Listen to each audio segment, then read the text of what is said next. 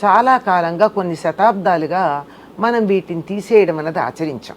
అవునమ్మా. ఈ ఆచరించటానికి కూడా కారణం ఏమిటంటే ఆ, అనేక కారణాలుగా యుద్ధాల్లోనూ వాటిల్లోనూ యువకులైనటువంటి వాళ్ళు చనిపోతూ ఉంటే వారి భార్యలు ఇంటి దగ్గర ఉండిపోయి వాళ్ళు మరేమో యవ్వనంలోనే ఉంటారు, యువకులు అవును. భార్యలు. మరి వాళ్ళకి యవ్వనంలో ఉండడం వల్ల వాళ్ళ అందచందాలు చూసి ఎవరైనా వాళ్ళ మీద కన్నెయ్యొచ్చు. ఉమ్. వీళ్ళు కూడా నువ్వు అందంగా ఉన్నావనంటే లొంగిపోవచ్చు.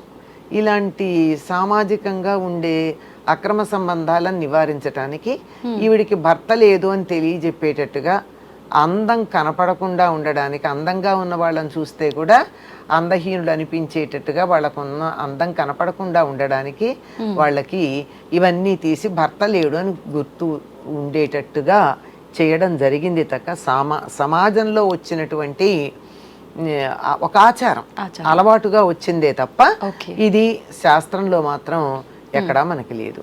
అయితే పువ్వులు మొదలైనటువంటివన్నీ భోగ వస్తువులు గనక ఏదైనా భర్తతో కలిసి ఆనందంగా ఉండడం కోసం ఇవన్నీ ఉన్నాయి. భర్త లేనప్పుడు తనకు ఆనందం ఏముంది ఒక్కతీను అంటే మన సమాజంలో ఒక స్త్రీకి ఒక పురుషుడు, ఒక పురుషుడికి ఒక స్త్రీ.